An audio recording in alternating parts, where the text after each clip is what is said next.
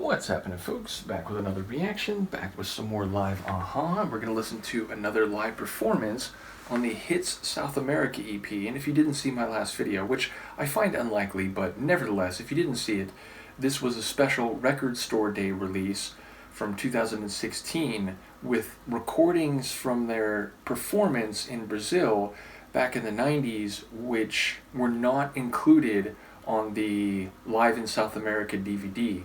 So yes, this is Manhattan's Skyline. I don't need to introduce this tune, not only because you've known it for longer than I have, but ultimately because by this point, if you're part of the Aha family here on my channel, you're well aware it remains probably my favorite Aha tune out of all the other gems, and I can listen to this endlessly, all different versions, and I have no doubt this will be every bit as epic and spectacular as the other live performances I've heard. So let's get straight to it. This is Aha and a live performance of Manhattan's Skyline.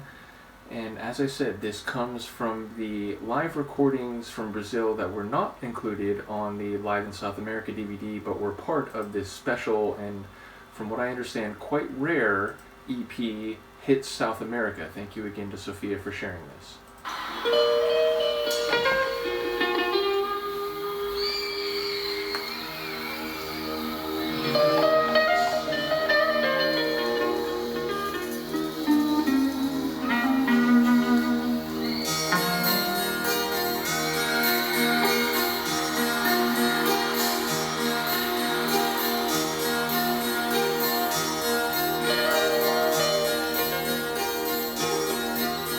You sit and watch Shnootz fly.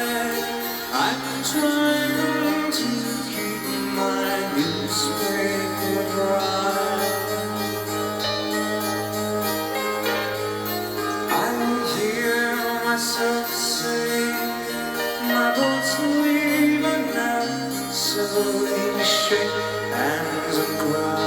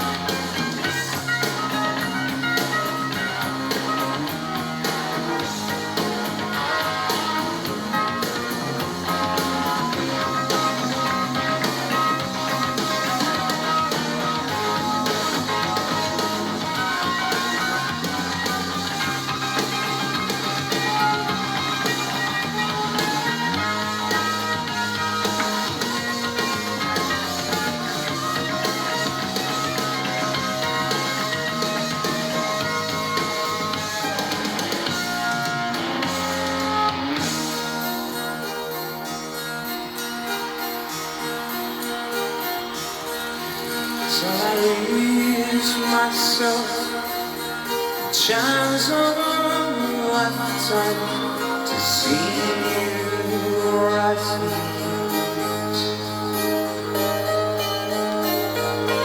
On the front page, a black and white picture of mountain skyline.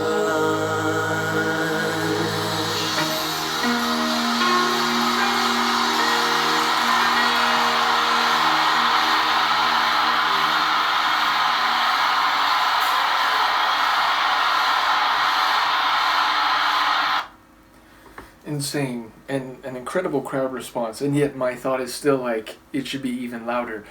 So okay, a lot to say here. Number one, that definitely was extended. That's got to be like 6.5, 7.5, more than 7 minutes, and I guess we'll take off a bit at the beginning and a very little at the end, so roughly a 7-minute performance.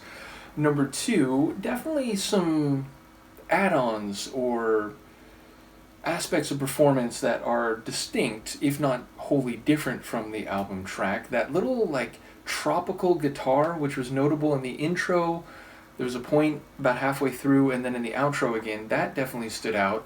Then Paul's bluesy guitar shredding had a slightly more intense sound in this live performance, and just the overall feel again had this, we're taking the tune and we're bringing it up to another level. We're taking it to level 11.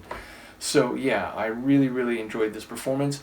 Also Morton's vocals, and I get it, I remember people talking very early when I started going through some of the live performances from the 90s, that his vocal choices at some of these concerts to really burn hot, to really let the rasp and the fire loose, may be part of why in later years, his voice, it had more challenges in terms of trying to continue to perform some of the songs the way he had before, which of course aging is going to do that anyway, but yeah, the idea that he may have taxed his vocal cords more than would be recommended by vocal coaches and so on.